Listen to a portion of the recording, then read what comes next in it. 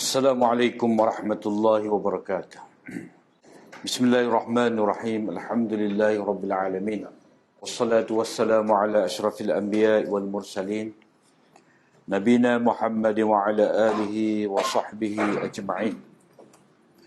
Allahumma alimna ma yanfa'una wa anfa'na bima 'allamtana. Allahumma faqqihna fid din wa 'allimna at-ta'wil wa zidna 'ilman ya rabbal alamin. Rabbi shrah li sadri wa yassir li amri wahlul 'uqdatam min lisani yafqahu qawli. Subhanaka la ilma lana illa ma 'allamtana innaka antal alimul hakim. Wala haula wala quwata illa billah. Kita sambung hadis yang ketiga. Bi qala haddatsana Abu Bakar ibn Abi Syaibah qala haddatsana Abu Muawiyah wa Waqi' anil Amash an Abi Salih an Abi Hurairah qala qala Rasulullah sallallahu alaihi wasallam man ata'ani faqad ata'a Allah wa man asani faqad asa Allah. Wa bihi qala haddatsana Muhammad bin Abdullah bin Numair qala haddatsana Zakaria ibnu Adi an Ibn al-Mubarak an Muhammad bin Suqah an Abi Ja'far qala kana Ibn Umar idza sami'a min Rasulillah sallallahu alaihi wasallam haditha lam ya'duhu wa lam yuqassir dunah.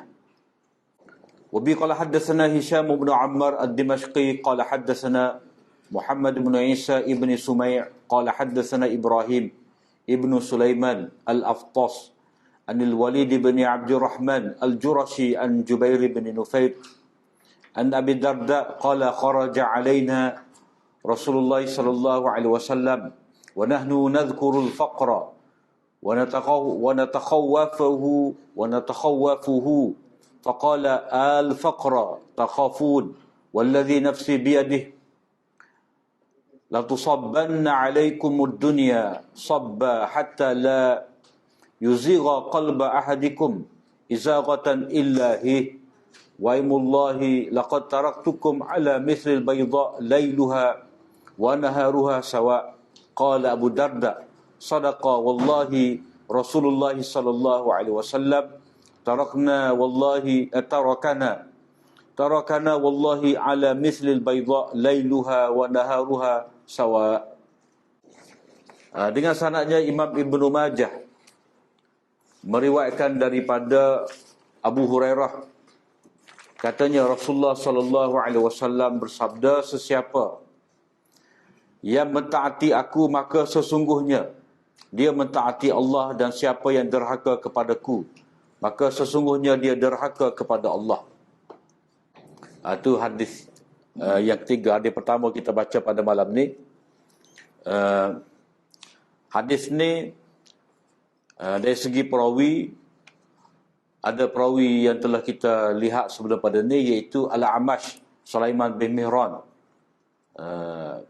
Abu Saleh yakni Zakwan, dan juga Abu Hurairah Abdurrahman bin Sakhar. Begitu juga kita telah lihat juga Abu Bakar ibn Abi Syaibah. Jadi apa perlu kita lihat di sini Abu Muawiyah dan Waqi'. Abu Muawiyah ni, ini kunyah dia, nama dia Muhammad bin Khazim Ad-Darir Al-Kufi. Maksud Ad-Darir ni makna dia buta penglihatan lah. Ad-Darir makna buta. Dalam syarah ada menyebutkan bahawa dia buta ni ketika masih lagi kecil. Ni antara ulama hadis yang buta sejak daripada kecil lagi. Seorang yang thiqah, perawi yang paling hafaz ataupun paling kuat ingat dalam meriwayatkan daripada Al-Amash.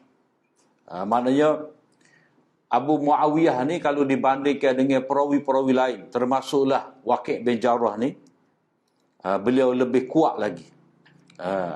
Beliau lebih kuat lagi meriwayatkan daripada orang lain berhubung dengan hadis Amash.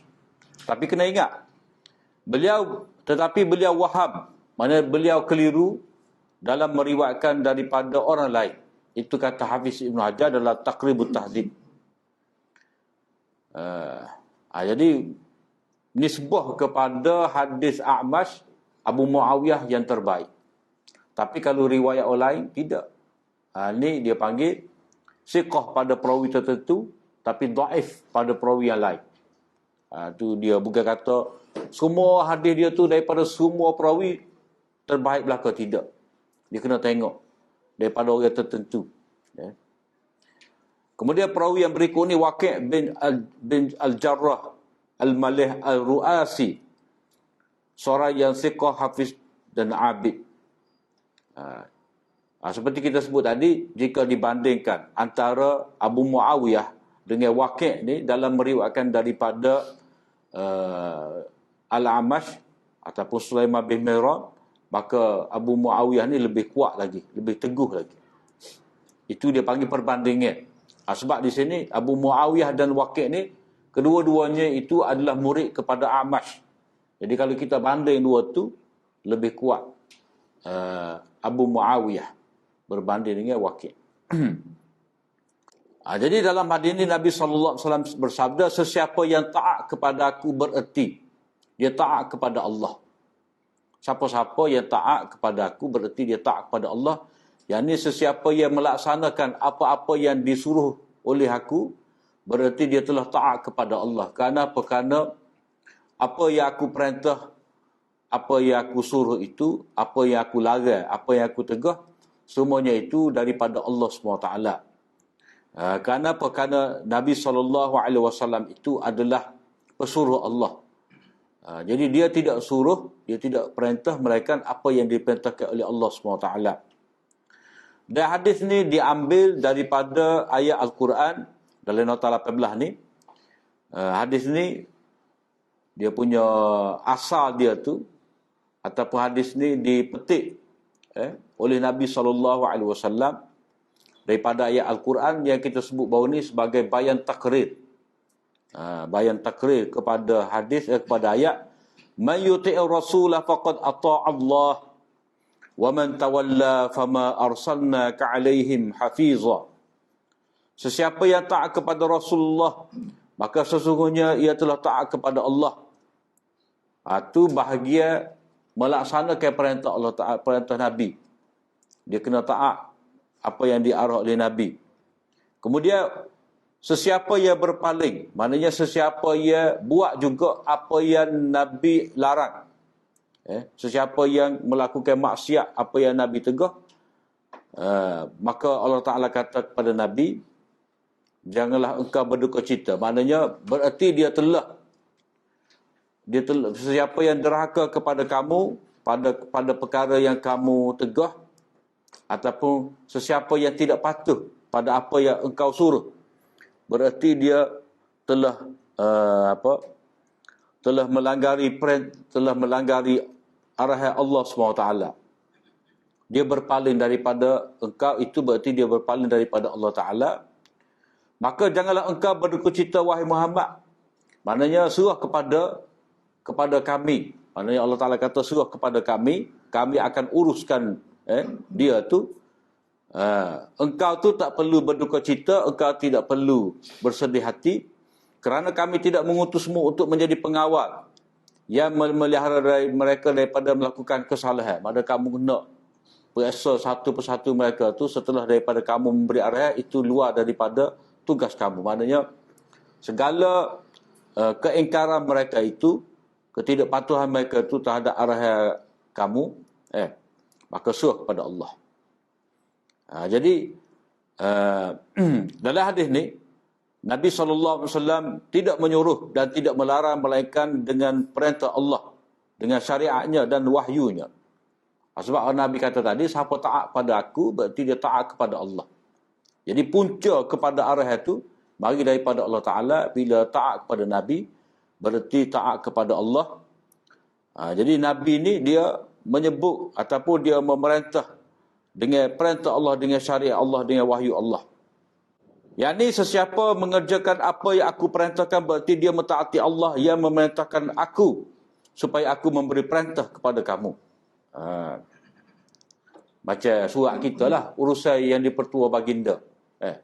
Maknanya surat tu mari daripada ketua jabatan ke, mari daripada siapa tu, itu arahan daripada kerajaan. Jadi kena patuhlah. Walaupun kita kata macam postman lah, postman tu dia tulis siapa surat. ataupun seorang ketua kelas yang dilantik oleh guru. Guru kata kepada ketua kelas, siapa-siapa yang bising dalam kelas, tulis nama, suruh pada. Jadi kita ni bantah arahan ketua kelas, berarti kita telah bantah arahan guru, cikgu. Jadi Nabi itu adalah hamba dan pesuruh Allah. Rasulullah sallallahu alaihi wasallam bertindak sebagai penyampai wahyu daripada Allah kepada manusia. Oleh itu wajib taat kepada baginda. Kerana taat kepada baginda itu taat kepada Allah. Demikian juga wajib mentaati baginda pada perkara yang ditegah oleh baginda, kerana tidak ada yang ditegah oleh baginda melainkan apa yang ditegah oleh Allah. Ayat tadi jugalah. 2 kali kopi. Tak apalah. Jadi kalau kira sebenarnya tadi tu memadai dengan faqad ata Allah. Cuma hak kita nak pada ayat berikut ni wa man tawalla. Jadi juzuk yang pertama mayuti'ir rasulah faqad ata Allah tu wajib taat pada perintah Allah, pada perintah Nabi. Wa man tawalla tu derhaka kepada Nabi berarti derhaka kepada Allah. Hadis ini menunjukkan kepada terpeliharanya, menunjukkan bahawa terpeliharanya Rasulullah sallallahu alaihi wasallam. Maknanya ismah, kemaksuman Nabi. Ismah, mana maksum. Maksum tu orang yang dipelihara. Kita ni gomo maksum lah, kemaksuman Nabi, kemaksuman imamah. Tapi asal istilahnya ismah. Ismah. Maksum tu orang yang terpelihara. Ismah. Ismah. Kalau dalam fiqh dipanggil maksumuddam. Maksumuddam tu orang yang terpelihara darah. Mana dia tidak bersalah, maka orang lain tidak boleh ceroboh. Mana dia dalam keadaan begitu, tiba-tiba kita tumbuk dia, patah gigi. Kita kena bayar tu. Dia sepotong gigi, 5 ekor unta. Itu maknanya budak tu dikira sebagai maksumuddam. Terpelihara darah. Itu ismah. Jadi hadis ini menunjukkan kepada terpeliharanya Rasulullah sallallahu alaihi wasallam ataupun Nabi seorang yang maksum. Ini kerana Allah memerintahkan supaya mentaati Rasulnya secara mutlak. Man ata' Allah, man ata'ani faqad ata' Allah. Mayuti Rasulah faqad ata' Allah. Itu secara mutlak. Jika baginda tidak terpelihara dalam setiap perkara yang disampaikan, tentu dia, yakni Allah, tidak akan memerintahkan supaya mentaatinya secara mutlak. Mana itu wajah istidlal. Maknanya kalau Nabi ni ada kesalahan, tidak terlepas daripada kesalahan, tidak terlepas daripada dosa, bergelumang dengan dosa, Allah Ta'ala tidak akan memerintahkan Nabi ni supaya ditaati. Dia macam ginilah kalau kita kata tu guru, tu alim, ulama ni dah. Jadi kita nak tunggu dia berlaku. Dia isap rokok, dah. Dia macam-macam lah dia ni. Jadi kita nak tunggu tak boleh, sebab apa? Sebab perbuatan yang dia buat tu salah. Jadi tak boleh kita nak kata. Kita kena ikut tunggu dia sebab tunggu kita ni isap rokok. Jadi orang yang tak faham dia tengok. Tengok tunggu kita tak main sunat. Tak payah kita main sunat ni. Jadi tak boleh nak buat pedoman tu sebab dia manusia biasa ni. Selain daripada Nabi, tidak ada jaminan terselamat daripada dosa. Selain daripada Nabi. Hanya Nabi sahaja yang terselamat daripada dosa, maka bila begitu dia wajib ditaati. Jadi Allah Ta'ala memerintahkan kita supaya turut Nabi, patuh pada arahan Nabi, berarti Nabi seorang yang selamat daripada dosa. Jadi kalau Nabi tu ada buat dosa juga, berarti kita diarah oleh Allah Ta'ala supaya buat dosa. Jadi itu tidak dapat diterima. Maka kesimpulan di sini, kita dapat mengetahui bahawa Nabi itu seorang yang maksum, terpelihara daripada dosa, kerana Allah Ta'ala sendiri telah memberi arahan secara mutlak supaya Nabi itu diikuti. Di mana taat kepada Nabi berarti taat kepada Allah. Kemudian kedudukan hadis ni, ini adalah hadis sahih lah. Kerana perawi dia tu tak ada masalah. Orang-orang yang tinggi belakang tu, Abu Bakar bin Abi Syaibah, Imam, Abu Muawiyah, Waqi', Amash, Abi Saleh, Abu Hurairah, semua tu. Hadis ini juga diriwayatkan oleh Al-Bukhari dalam Kitabul Jihad. Dalam Kitabul Jihad. Kemudian juga diriwayatkan oleh Bukhari dalam Kitabul Ahkam. Imam Muslim ada juga meriwayatkan hadis ini dalam bab kelebihan Nabi, kedudukan Nabi. Kemudian Nasa'i dalam kitab Isti'adzah, dalam Kitabul Iman. Imam Nasa'i pun dia ada kitab iman juga tengah-tengah. Tengah-tengah kitab dia tu ada Kitabul Iman. Dalam dua tempat dan juga dalam Musnad Ahmad. Habis hadis yang keempat. Hadis yang ketiga. Hadis yang keempat ni riwayat daripada Muhammad bin Abdullah bin Numair. Imam Ibnu Majah meriwayatkan hadis ini daripada Muhammad bin Abdullah ibn Numair. Muhammad bin Abdullah bin Ibnu Numair, kadang-kadang Muhammad ibn Numair disebut lagu tu juga. Biasanya Muhammad bin Abdullah bin Ibnu Numair ni dia ada meriwayatkan daripada ayah dia. Kalau kita baca Muslim, Imam Muslim kata haddatsana Muhammad bin Abdullah bin Numair an abihi. Ayah dia itulah Abdullah bin Numair. Mana dua beranak ia besar dalam hadis ni. Nombor 19, Muhammad bin Abdullah bin Numair Al-Hamdani Al-Kufi Abu Abdurrahman, seorang yang siqah lagi hafiz. Maknanya orang yang hebat ni. Kata Ibnul Junaid, aku tidak pernah melihat di Kufah ni orang yang sehebat seperti Muhammad ibn Numair. Beliau adalah seorang yang cerdik, pintar. Dia cerdik, bijak, bersama dengan ilmu, bersama dengan faham. Sebab ada juga orang bijak tapi tak sering ngaji. Pandai cara dia. Pandai dia tu jenis pandai bakal orang. Abdullah bin Numair ni, Muhammad bin Abdullah bin Numair ni, seorang yang pintar. Dia menghimpunkan antara ilmu, kefahaman dan sunnah. Dan zuhud. Cukup molek. Mana dia seorang yang menyimpan ilmu, maknanya banyak meriwayatkan hadis. Dia faham pula hadis yang dia riwayat. Dan dia berpegang dengan sunnah. Maknanya dia menjauhi bid'ah. Tetap teguh dengan akidah ahli sunnah wal jamaah. Dan dia zuhud. Seorang yang tidak mementingkan dunia.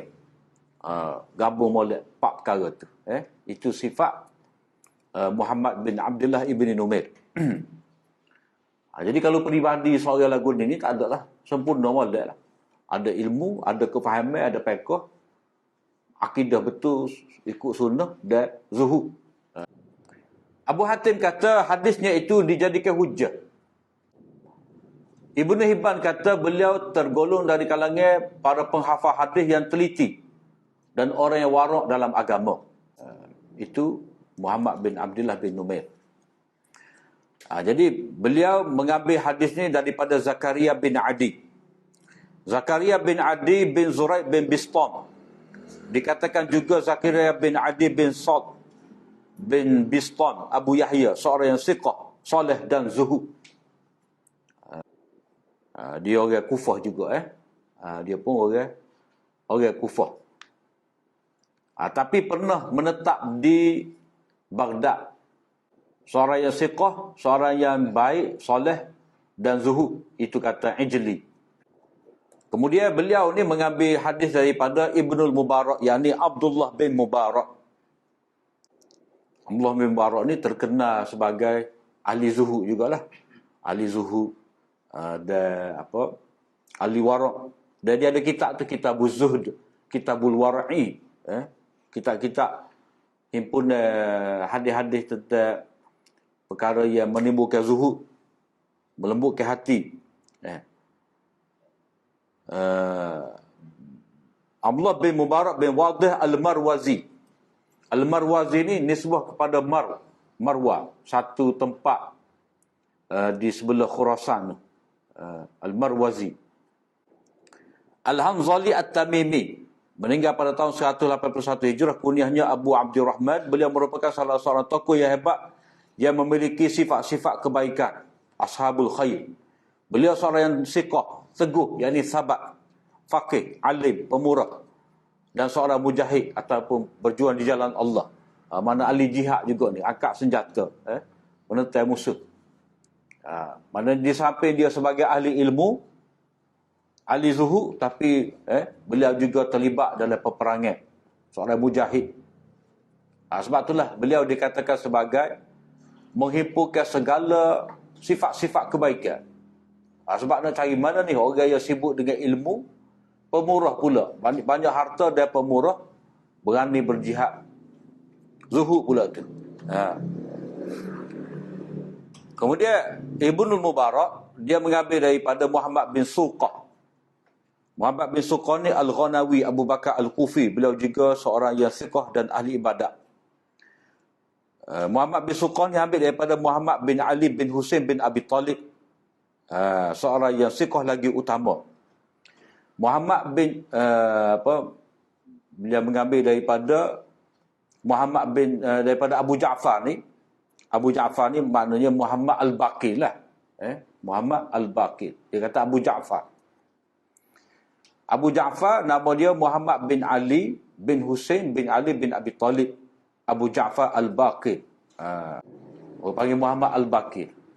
Anak dia itulah Ja'far Shadiqnya. Jadi Muhammad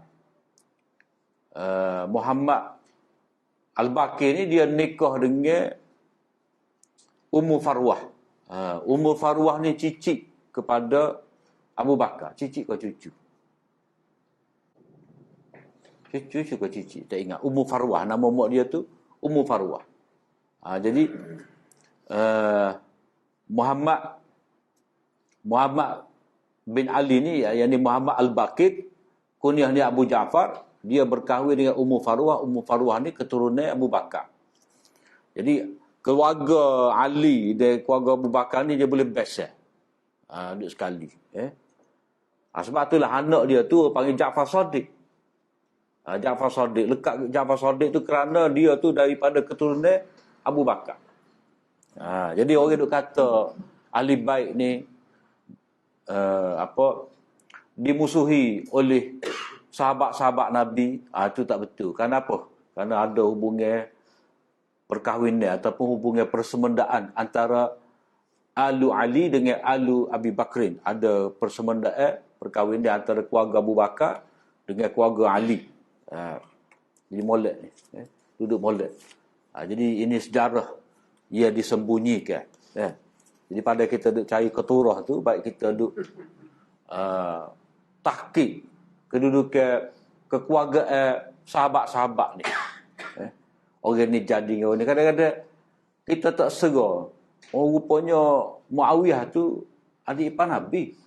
Setengah orang tu dia tak khabar. Dia duk kutuk macam-macam kau Muawiyah. Bila tahu, Muawiyah ni adik ipar Nabi, barulah dia rasa itu sikit. Kalau tidak, dia main gitu. Jadi Abu Ja'far ni, yang Muhammad Al-Baqir ni, berkata, apabila Ibnu Umar, anak Sayyidina Umar, jadi tak pelik ni, keluarga juga ni, sebab Sayyidina Umar dia berkahwin dengan Ummu Kulthum. Ummu Kulthum ni anak Sayyidina Umar. Anak Sayyidina anak Sayyidina Ali, Ummu Kulthum. Sayyidina Umar ada berkahwin dengan Ummu Kulthum. Anak pada Sayyidina Ali. Dia keluarga belakang ni. Jadi Abu Ja'far berkata, apabila Ibnu Umar mendengar hadis daripada Rasulullah sallallahu alaihi wasallam, beliau tidak menambahkannya dan tidak mengurangkannya. Jadi Ibnu Umar ataupun nama dia Abdullah bin Umar bin Al-Khattab ni, itu sikap dia dalam mendengar hadis Nabi sallallahu alaihi wasallam. Jadi antara ramai-ramai anak Sayyidina Umar ni, beliaulah yang dikenali sebagai Ibnu Umar. Walaupun Sayyidina Umar mempunyai ramai anak, namun apabila disebutkan secara mutlak Ibnu Umar, tak kata Abdullah bin Umar ke, Maka ia merujuk kepada Abdullah. Beliau memeluk Islam awal lagi di Mekah. Memeluk Islam dia tinggal bersama dengan bapanya, dan ketika itu beliau masih lagi kecil. Beliau menyertai peperangan Khandaq ketika berumur 15 tahun. Mana dari segi sirah Ibn Umar ni banyak buah cerdik dia tu. Macam dalam majlis sahabat tu, Nabi tanya, teka, aku nak teka pada kamu, buah pokok gapo? Ia begitu memberi manfaat kepada manusia. Jadi sahabat tak boleh jawab. Pokok gapo yang mana hidup dia tu hidup belaka, banyak manfaat kepada manusia. Jadi sahabat duduk mikir pokok dalam hutan. Padahal pokok depan tangga ni je. Ibnu Umar kata, dia ayat kepada Umar, dah. Aku nak ayat daripada Nabi jawapan tu. Bahawa itu pokok tambah. Sayyidina Umar kata, apa untuk ayatnya? Sebab aku boleh berbangga dengan kepintaran kamu ni, kecerdikan kamu ni. Kemudian dalam senarai dalam senarai ahli mesyuarat sahabat ni, zaman Sayyidina Umar ni, dia ada juga sebagai ahli mesyuarat. Hebat Ibn Umar ni, mana ayah dia letak sebagai penasihat juga, ahli majlis syura juga. Cuma Sayyidina Umar kata jangan calonkan dia tu untuk jadi khalifah. Suruh pada orang ya, tidak suruh. Jangan kamu senaraikan dia tu dalam orang calon khalifah selepas daripada aku ni. Jadi Ibn Umar ni kata Abu Ja'far, bila mana beliau mendengar hadis daripada Rasulullah sallallahu alaihi wasallam, beliau tidak menambahkannya dan tidak mengurangkannya. Tepat betul-betul. Hadis ini ataupun riwayat ini menunjukkan bahawa Ibn Umar berhati-hati dalam menyampaikan hadis mengikut lafaznya, walaupun maknanya tidak berubah dengan sebab berlainan lafaz. Ini kerana mengikuti lafaz asal yang dinukilkan itu lebih utama. Macam kita kata apa dah? Dalam bahasa Melayu ni banyak kan seerti, kalimah seerti. Tapi kita tak boleh nak tukar tanpa ada kaedah. Sama juga lafaz-lafaz hadis ni, walaupun makna tu kadang-kadang dia boleh pergi dengan makna yang sama, tetapi lafaz tu boleh jadi berubah makna. Jadi dalam hadis ini menunjukkan kepada kita bahawa Ibn Umar ni dia mementingkan riwayat bil lafzi, meriwayatkan lafaz tepat dengan lafaz dia tu secara verbatim, secara verbatim. Dia tidak ubah kepada makna pada kalimah yang lain. Dia tidak menambahkan dan tidak mengurangkan. Tepat-tepat. Dia kata hadis ni isnaduhu sahih. Mana kemungkinan bertemu tu ada lah. Dia kena tengok tahun wafat Muhammad Al-Baqir bila. Tahun lahir Muhammad Al-Baqir dengan tahun wafat Ibn Umar. Dia meninggal pada tahun 73. Ibn Umar. Poin yang kedua, kesungguhan para sahabat seperti Ibn Umar untuk melaksanakan ataupun mengamalkan hadis Rasulullah sallallahu alaihi wasallam dan mengamalkan setiap patah perkataan yang datang daripada baginda. Beliau beramal dengan sunnah Rasulullah sallallahu alaihi wasallam tanpa melampaui batas, tanpa mencuaikannya. Buat dengan sempurna. Mana tidak buat takut tambah lah. Tidak, kita kata tidak menghasanahkan perkara yang Nabi tidak buat. Yang ketiga, para sahabat berusaha untuk mengelakkan diri daripada perkara bid'ah dengan menokok tambah atas ajaran baginda. Manakala agama itu sempurna, al-yawma akmaltu lakum dinakum wa atmamtu alaikum ni'mati wa raditu lakumul Islam madina. Pada hari ini aku telah sempurnakan untuk kamu agama kamu dan aku telah cukupkan nikmat pada kamu. Mana agama telah sempurna, Nabi wafat dalam keadaan Allah Ta'ala redha Kerana Nabi telah menyampaikan agama kepada umat dia sama ada dalam bentuk teori dan juga amali, maka tidak wajar dicipta, ditambah atas apa yang disampaikan oleh Nabi. Ini kerana firman Allah SWT, Ya ayuhallazina amanu la tuqaddimu baina yadayillahi wa rasulih wattaqullaha innallaha sami'un alim. Wahai orang-orang yang beriman, janganlah kamu memandai-mandai melakukan sesuatu perkara sebelum mendapat hukum dan kebenaran Allah dan Rasul.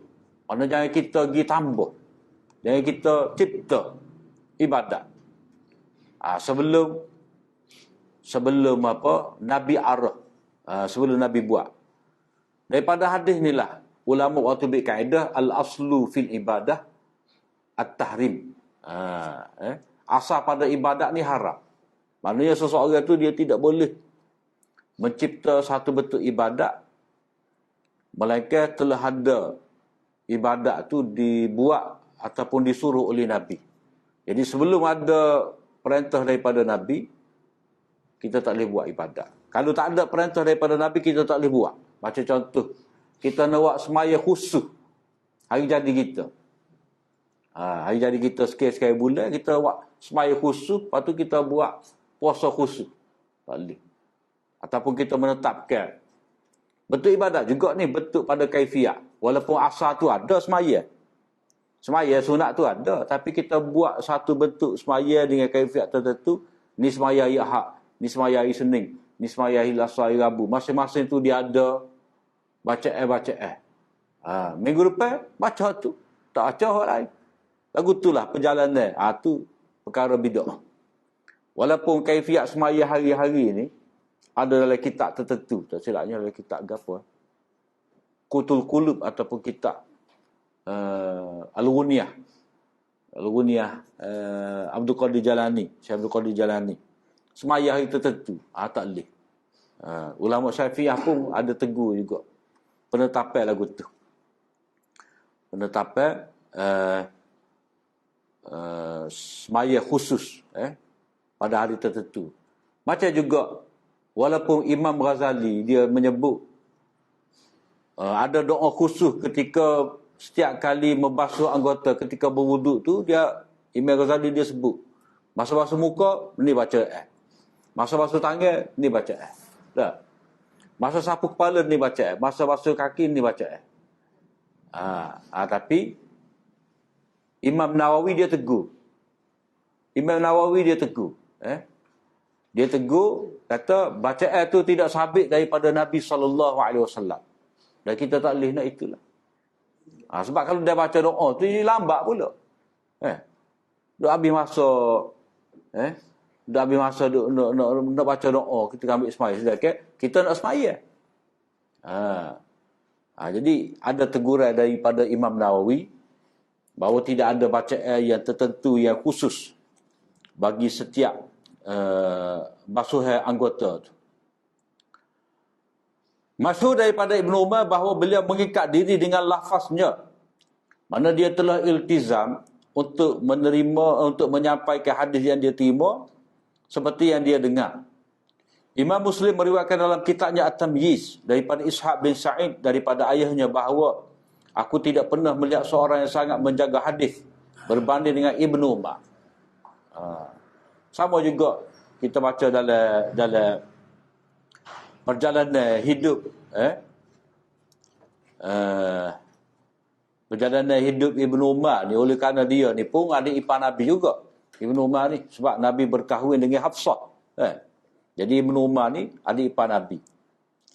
Jadi ada ketikanya Ibn Umar ni dia menggembara bermusafir bersama dengan Nabi SAW.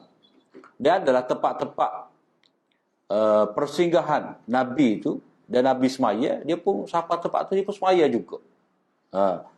Dalam kitab ni ada sebut Ibn Umar ni begitu teliti nak menepati Nabi SAW, hak kita panggil sebagai ittiba' suri. Ikut satu persatu perjalanan hidup Nabi ni. Bila mana dia lalu pada satu tempat, dia senyum, dia ketawa. Jadi orang tanya, apa ketawa? Sebab scene ni lah Nabi ketawa. Sampai setara tu dia jaga. Jadi Wara' Ibn Umar ni, siapa sahaja tu dia ikut Nabi sallallahu alaihi wasallam, ini dalam perkara biasa. Dalam perkara syariat lebih-lebih lagi lah. Waktu lebih-lebih lagi perlu dijaga. Macam setengah orang tu dia suka sangat jaga benda-benda lagu ni.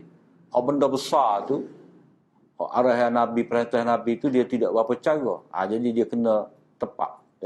Hak ni sebagai tambahan. Jadi hak arahan syariat, ajaran Nabi tu hak tu kena pegang kemah kemih.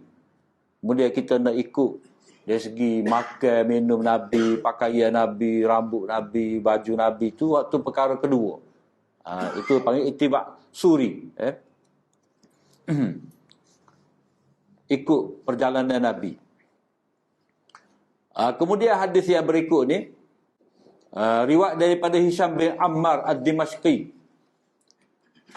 Hisham bin Ammar bin Nusayr Abul Walid As-Silami, seorang khatib, maknanya ahli pidato, mukri, guru Al-Quran, muhaddis dan alim di Dimash. Ibnu Ma'in mengatakan beliau seorang thiqah. Akan tetapi ketika umurnya lanjut, ingatannya berubah.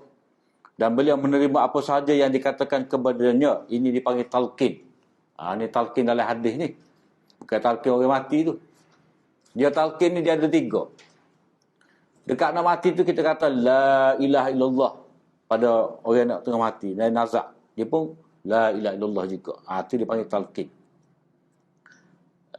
Satu lagi talqin ni setengah orang duduk terima, iaitu lepas daripada mati. Wahai fulan ibni fulanah, apabila datang kepada kamu malaikat, maka jawablah lagu ni. Waktu tu talqin. Ramai ulama mengatakan itu benda bid'ah muhdath. Sebab hadis yang mensabitkan ada talqin lepas daripada kebumian itu adalah hadis dhaif. Hadis dhaif. Walaupun ada ulama kata ada sokongan, tapi sokongan itu cerita lain. Kalau sokongannya istaghfiru li akhikum was'alu lahu tathbit fa innahu al-ana yus'al. Beristighfarlah untuk saudara kamu yang mati ni dan mintalah keteguhan kepada dia, untuk dia, supaya dia boleh jawab soalan muka nakir, kerana dia sedang disoal. Waktu lain. Waktu tu ajar mu jawab gini. Hak Nabi kata doa untuk dia, biar dia teguh dapat jawab.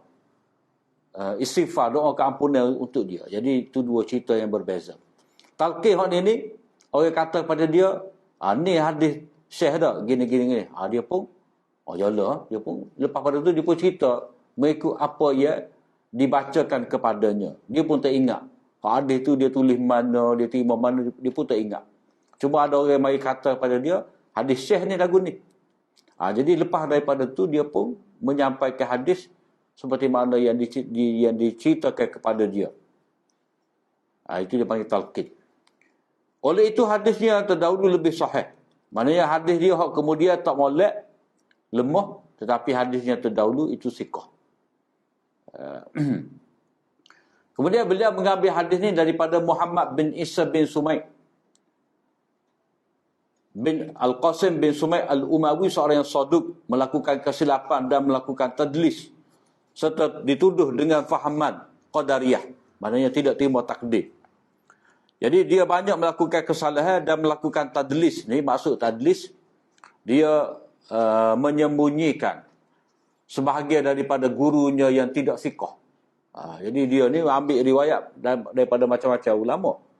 Dia baca macam-macam perawi. Ada hak siqah. Tapi bila sampai pada tempat gurunya itu yang tidak siqah, dia pun tak sebut.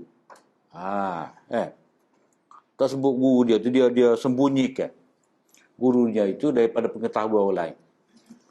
Dan dia dituduh dengan berfahaman qadariyah, maknanya tidak sabit, tapi ada orang duk kecek. Abu Hatim mengatakan hadisnya ditulis tetapi tidak dijadikan hujah, sekadar nak catat untuk buat iktibar, sokongan untuk tujuan mutaba'ah boleh. Spare. Kata tanya spare lah, dia bersama mana? Tak, cik lah. Awak boleh nyapa ke apa, kedai tayar. Jadi hadis dia ni dibuat spek. Sekadar ditulis tetapi tidak boleh dijadikan hujah. Kalau ada hadis yang lemah sepertinya melalui tariq yang lain, bolehlah nak gabung.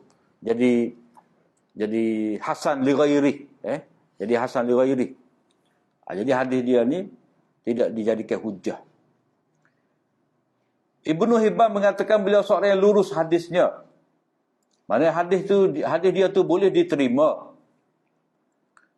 Boleh diterima apabila beliau menyatakan sama dalam periwayatannya. Maknanya dia menjelaskan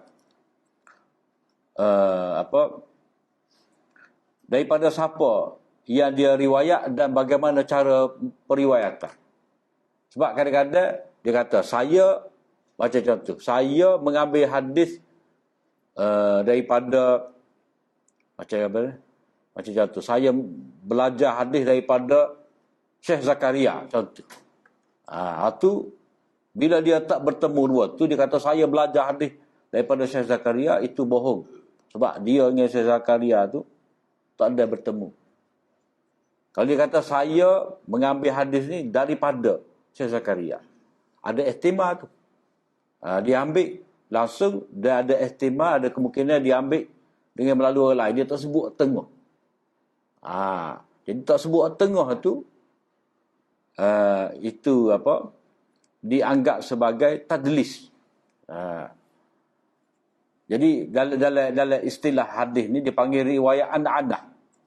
Seorang perawi mudallis bila dia meriwayatkan secara an-anah, an tanpa menyebut hadasana, maka hadis dia tu, kalau dia seorang mudallis, hadis dia tu tidak diterima.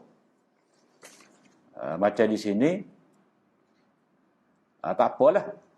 Muhammad bin Isa bin Sumai ini diambil daripada Ibrahim bin Sulaiman dengan lafaz haddasana. Dia tasrih bis sama. Tapi kalau dia riwayat an, macam haddasana Muhammad bin Isa bin Sumai an Ibrahim. An Ibrahim tu belum tentu lagi dia bertemu. Tapi kalau dia kata haddasana, tu dia bertemu. Jadi an tu daripada tidak semestinya ada pertemuan. Ada kemungkinan tidak bertemu. Jadi kalau seorang itu perawi yang mudallis, maka riwayat dia tu tidak boleh diterima kerana dia ada menyembunyikan guru tertentu. Itu yang dikatakan menyatakan sama. Menyatakan sama tu haddasana. Haddasana tu maknanya menyatakan sama. Sama tu mendengar. Sama tu mendengar. Ya ada buku koma ada atas tu. Ada. Kemudian beliau mengambil daripada Ibrahim bin Sulaiman al-Aftas al-Dimashqi. Ni hadis orang Dimash belaka ni.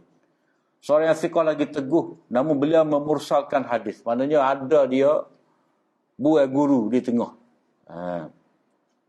Macam seorang pengikut tabi'in, dia buat tabi'in tengah. Kadang-kadang tabi'in, kadang-kadang ada satu sanak tu 4 orang tabi'in. Jadi mungkin dia atbaq tabi'in ni, dia buat seorang tabi'in jadi tinggal 3 orang. Itu makna dia itu dipanggil memursalkan hadis. Ada perawi yang digugurkan olehnya.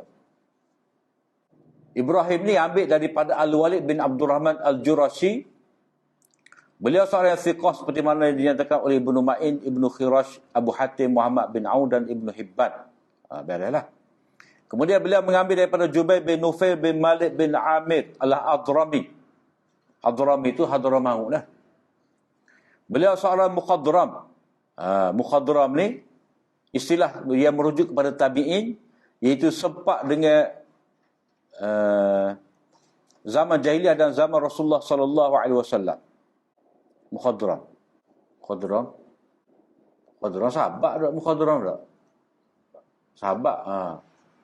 Mukhadram ni seorang sahabat ia sempat dengan 2 zaman, zaman jahiliah dan zaman Rasulullah sallallahu alaihi wasallam. Dia tak sempat jumpa Nabi, dia masuk Islam awal dan jumpa Nabi. Macam Uwais Qarni lah. Yalah. Jubair bin Nufail bin Malik. Mukhadram. sempat dengan zaman jahiliyah. Ni, sempat dengan zaman jahiliyah dan zaman Rasulullah sallallahu alaihi wasallam. Beliau memeluk Islam di zaman Khalifah Abu Bakar. Lepas daripada Nabi wafat baru dia Islam. Jadi dia tak bertemu dengan Nabi lah. Abu Hatim mengatakan beliau seorang yang thiqah dari kalangan tabi'in yang utama di Syam. Itu Jubair. Kemudian Jubair ni dia mengambil daripada Abu Darda. Abu Darda ni nama dia Uwaimir bin Zaid al-Ansari al-Khazraji. Dia pokok Khazraj. Khazraj. Jadi disebut Ansari dulu baru Khazraj. Dia tak sebut Al-Khazraji Al-Ansari. Maknanya di sini latar belakang kabilah tu tetap dijagalah walaupun kita kata Nabi telah mempersaudarakan antara Aus dan Khazraj. Dah. Tidak kata campur tak kenal dah. Ni Aus Khazraj. Tidak. Dia masih lagi dapat dibezakan. Cuma tak balah dah lah. Tak balah. Kita dengan orang besuk lah. Sepuluh orang besuk. Kecek selang tular pun tapi tetap dia mau ganung. Kawin Kelantan. Jadi kalau pasukan bola pun dia pun sokong hak belah tu. Tidak belah ni walaupun selang sama. Sebab dia kira negeri. Jadi identiti tu tak apa kita kekalkan. Maknanya identiti kabilah Khazraj tu tak apa dikekalkan. Bukan kata bila masuk Islam ni habis. Tak ada bangsa pengenalan orang tu asal gini. Itu tak tertalih tu. Dia kena kekalkan. Kalau tidak jadi macam Indonesia lah. Kalau Cina pun hilang identiti dia. Siapa tak boleh kecek Cina. Bahasa tu hilang. Sebab bangsa Indonesia tu lebih mengatasi.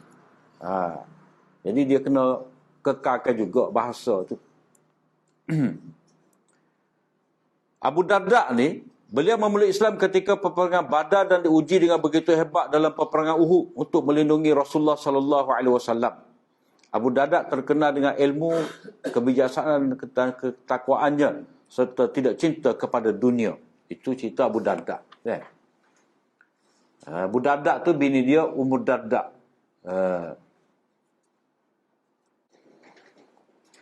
Beliau pernah menjadi qadi yang dilantik oleh Umar Al-Khattab di Dimashq. Jadi sebab itulah hadis-hadis ni kalau kita tengok perawi dia tu daripada Dimashq ramai. Mungkin hadis ni diterima oleh perawi-perawi Dimashq tu ketika Abu Darda berada di Dimashq, di Damsyik sebagai gubernur pada waktu itu. Tak masuk lagi hadis ni. Rasulullah sallallahu alaihi wasallam keluar menemui kami pada ketika kami sedang berbincang-bincang tentang kefakiran. Pusing ni, tak ada harta, fakir belakang ni. Sebab ada hadis walaupun tidak kuat, kadal fakru an yakuna kufra. Hampir kekufuran itu hampir kefakiran itu membawa kepada kekufuran. Mana bahaya ni sebab orang boleh berubah agama kerana kefakiran. Jadi sahabat-sahabat ni bincang dia bimbang tentang kefakiran. Kemudian Nabi sallallahu alaihi wasallam mari al-faqra. Al-faqra tu dipanggil hamzah istifham. Ini macam dalam Quran itulah al-ana. Sekarang ni Firaun baru kamu nak beriman. Itu al dia panjang tu sebagai tanda soal. Demi nyawaku di tangannya, pasti dunia akan dicurahkan kepada kamu dengan hebatnya. Mana melimpah ruah, dunia ni akan dibukakan kepada kamu dengan begitu banyak. Sehingga tidak ada yang memalingkan hati kamu melainkan dunia jua. Mana kamu terpesona dengan dunia ni, tinggal habis. Demi Allah sesungguhnya aku tinggalkan kamu dalam keadaan seperti putih. Malam dan siangnya sama sahaja. Itu hak bagian nak dengan bak ni. Cuma hak setengah-tengah ni. Nombor 32, hadis ini merupakan pemberitaan Rasulullah sallallahu alaihi wasallam tentang apa yang akan berlaku pada masa akan datang. Ini tak panggil mukjizat. Ini dia panggil a'lamun nubuwah. Tanda-tanda kenabian. Maknanya dia sebagai seorang nabi ni, dia dapat memberitahu benda akan datang. Sebab istilah mukjizat ni, maknanya ada cabaran. Mana ada cabaran permintaan daripada cadangan daripada pihak kafir, maka Nabi pun sahut cabaran dan Nabi tunjuk ke sesuatu tanda dan motu lemah tidak dapat menghadapi. Itu mukjizat. Adapun pemberitahuan Nabi tentang berita akan datang ni, dia panggil a'lamun nubuwah. Alamat-alamat kenabian ataupun ramalan kenabian. Rasulullah sallallahu alaihi wasallam bimbang akan umatnya apabila berhadapan dengan ujian kekayaan. Mana berbanding dengan kefakiran, Nabi lebih bimbang ujian kekayaan dan kemewahan. Kerana ia boleh menyebabkan mereka berpaling meninggalkan kebenaran walaupun ianya sangat jelas. Waktu Nabi bimbang. Fakir ni dia boleh sabar lagi. Tapi kalau dia kaya mewah ni, dia mula. Bila manusia tu rasa kaya lah. Kalla innal insana la yatgha ar-ra'ahu istaghna. Manusia ni dia boleh sombong takabur bila mana dia rasa kaya. Jadi Nabi SAW ni, maknanya perintah supaya kita ikut sunnah Nabi ni, kerana waktu Nabi SAW meninggal dunia, maknanya agama telah sempurna. Jadi keadaan itu seperti putih. Jelas, terang, cerah. Nombor 34, maksudnya aku tidak akan berpisah daripada kamu, melainkan aku telah menerangkan kepada kamu semua urusan agama. Mana tak perlu kamu rasa, ni tak cukup Nabi buat ni, jadi kita pun nak buat. Tak rasa benda molek apa salahnya. Tidak. Sebab Nabi telah tinggalkan agama, ibadat, perkara nak dekatkan diri kepada Allah SWT dengan jelas, dengan sempurna. Dan aku menjelaskan kepada kamu jalan yang lurus. Atau aku telah berusaha untuk memperbaiki keadaan kamu. Maknanya kamu jadi orang baik-baik ni. Sehingga kamu berada dalam seperti ini. Yang ini jelas dan terang tentang agama. Mana tidak ada kesamaran tentang agama. Jelas belaka. Terutamanya Nabi seorang Arab, sahabat orang Arab. Jadi Nabi hurai Quran, Nabi baca hadis pada sahabat, sahabat faham molek. Maka sebab itulah orang kemudian, bila mereka nak memahami Al-Quran dan hadis Nabi, mereka kena faham mengikut ma'hudul Arab. Mengikut yang difahami oleh orang Arab pada waktu turunnya Quran. Sebab sahabat terima Al-Quran, sahabat sebagai seorang Arab, jadi kita kena faham mengikut kefahaman sahabat orang Arab pada waktu itu. Orang Arab zaman lain ni tak boleh buat Al-Quran. Dia kena ambil bahasa Arab, kefahaman tentang Arab, kaedah Arab mengikut orang Arab zaman sahabat dulu. Faham situ. Sebab itulah dalam bab ni kita kena faham perjalanan sahabat tu. Jadi Nabi meninggalkan sahabat dia ni dalam keadaan seperti putih. Kalbaidha. Lagu mana? Malam dan siang itu sama saja. Bukan kata tak ada malam, tak ada siang. Tak. Maknanya kalau malam, kalau siang tu cerah, kita boleh cari bagai hilang. Malam pun kita boleh cari juga. Maknanya ayat Quran, mana-mana ayat kita baca, mana-mana ayat yang dibaca oleh sahabat, semua sahabat boleh faham. Serupa je. Ibarat macam orang ngapal Quran lah. Orang ngapal Quran ni kalau dia ingat molek, baca juzuk Ammar ke, serupa dengan juzuk 17. Tapi kalau hok ingat kaca, tak ingat molek, hok dia lacanya ayat-ayat tertentu. Fatihah. Hak lain tak boleh baca seperti Fatihah. Rasa mimpi lah. Maknanya tak lacak. Maknanya Nabi SAW menjelaskan kepada sahabat ni tidak ada lagi kesamaran. Ibarat seperti malam dan siang tu sama. Walaupun malam tu lain, siang tu lain, tapi nak sebut terang, jelas.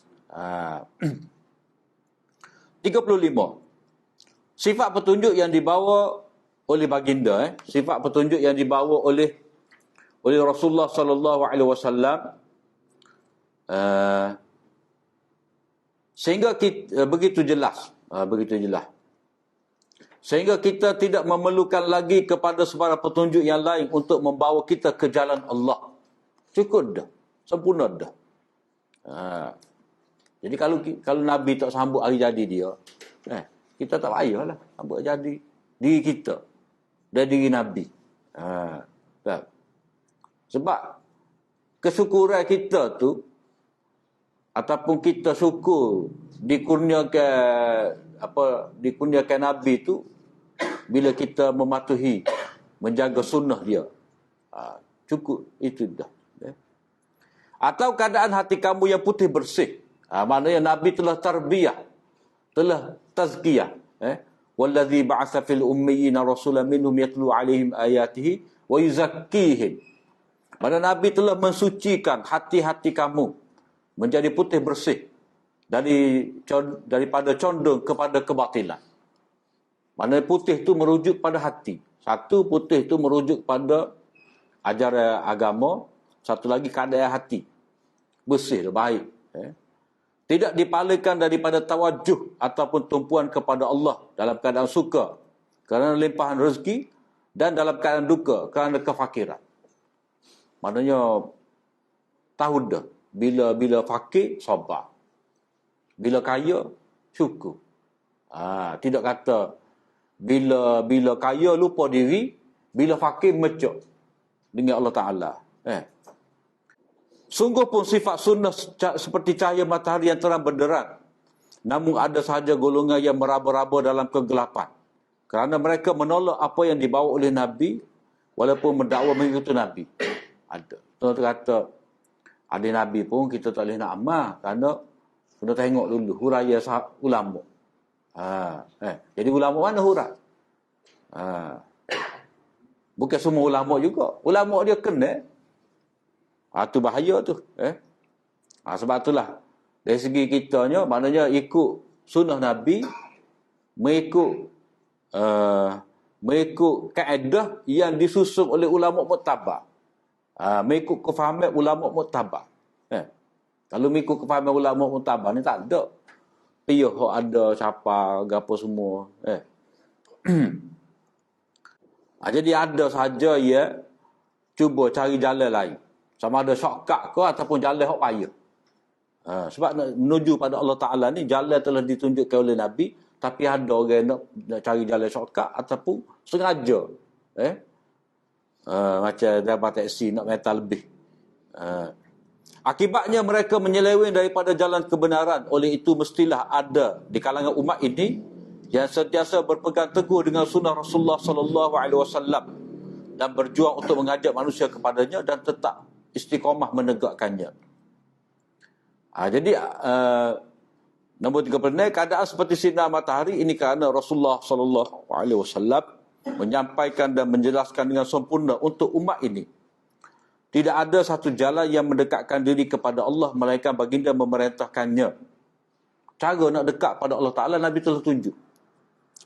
Dengan doa, dengan zikir, dengan semaya sunat. Nabi telah tunjuk belakang dah cara dia. Dan tidak ada kejahatan yang menyebabkan manusia jauh dari Allah melainkan baginda melarangnya. Nabi kata mudah kan? Iyyakum wa muhdatsatil umur.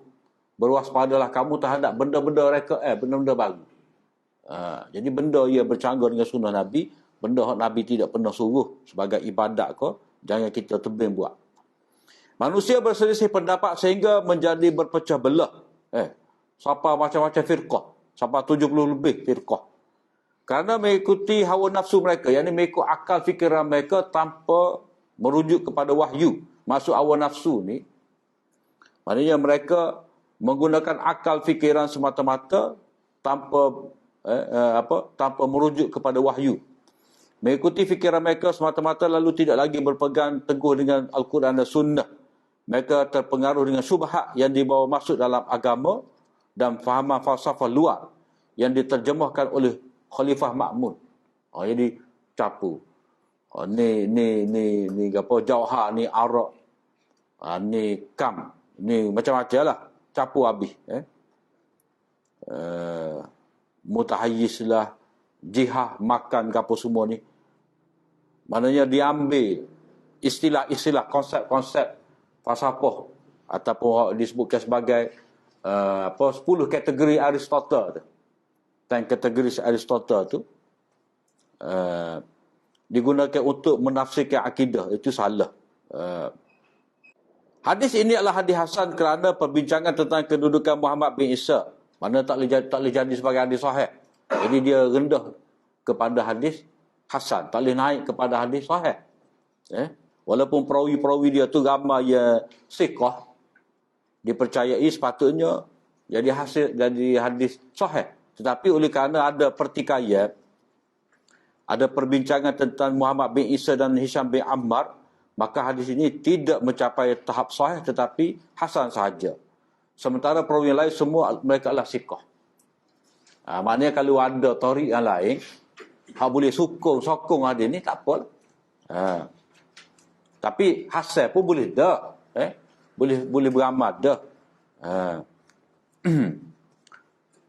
Jadi Abu Darda pun kata seperti mana Nabi kata, nombor 37, ini menunjukkan sikap. Sikap tu main mana gitu tu. Sikap.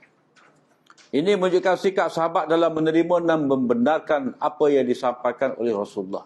Jadi mereka tu sami'na wa ata'na. Sikap sahabat, sami'na wa ata'na. Wallahu a'lam.